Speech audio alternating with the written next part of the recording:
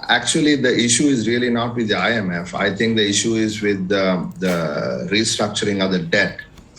We got, official creditors that we got to deal with. We got China we have to deal with. And of course, we have the private creditors, the international sovereign bondholders.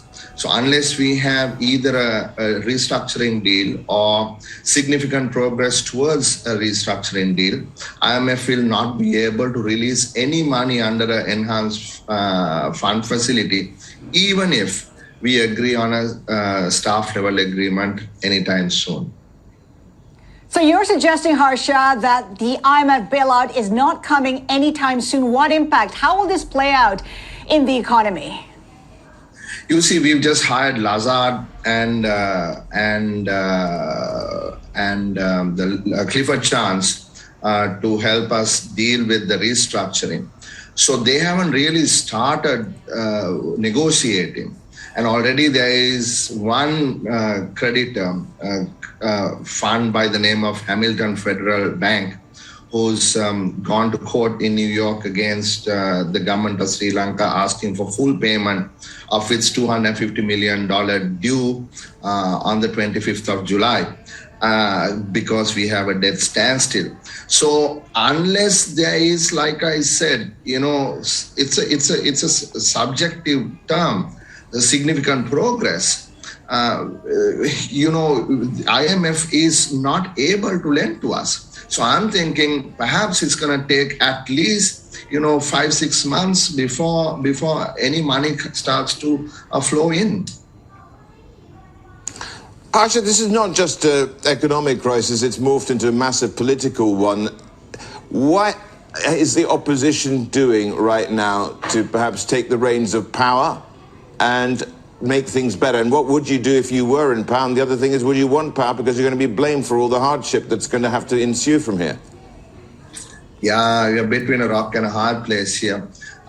You see, what the opposition is trying to do is to try and get all the opposition parties together, and I hope it will happen during this week, and force the president, who is not willing to budge, even though there are protests across this country asking for him to step down, to try and get him within the democratic framework to step down. And if that happens, it is quite possible that an all-party government can take over running this country. There is no guarantee that all-party government can fix the problem quickly, but at least there will be hope that there would be a government that has legitimacy both internally and externally, because right now there seems to be no legitimacy for this government. That's what we are trying to do right now.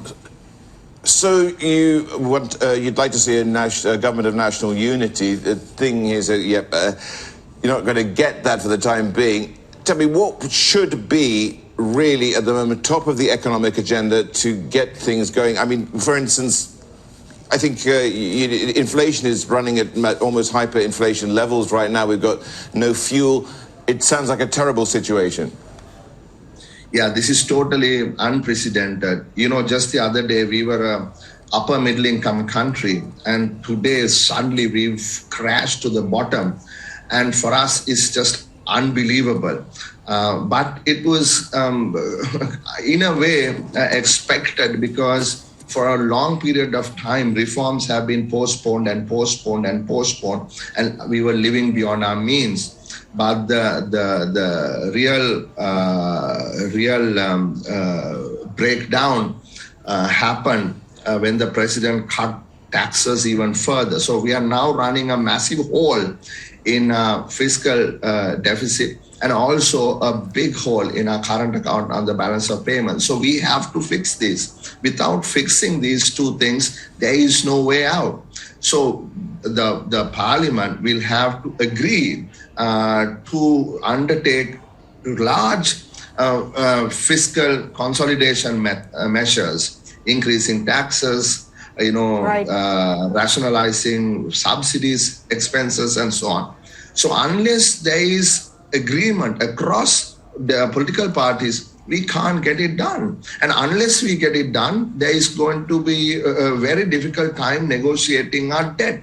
And unless our debt is negotiated, we are not able to get money from the IMF. So we are waiting for friends and neighbors to help us, but that won't take us too far. Harsha, how is the opposition party assessing the proposed constitutional changes and reforms? Is it willing to vote for those reforms in Parliament? We are disappointed. We are extremely disappointed. The president offered on the 11th of last month that he will take the country back to what is called the 19th Amendment to the Constitution, which means the powers that he grabbed in Parliament in 2020, he would give up. For instance, the power that he now has to sack the Prime Minister anytime he wishes, the power that he has to hold government ministries, the power that he holds to appoint and sack ministers. These are the things that people wanted to take away from him, because he himself has admitted in public that he has not been successful in managing this country. And people want the power taken back to Parliament and to a more and for it to be more democratized. But the president is not giving that in the 22nd Amendment to the people. So we are disappointed. We are in discussions with opposition parties. We want the amendment to go through, but not this way. We want the amendment to Harsha, go through the way that he promised us.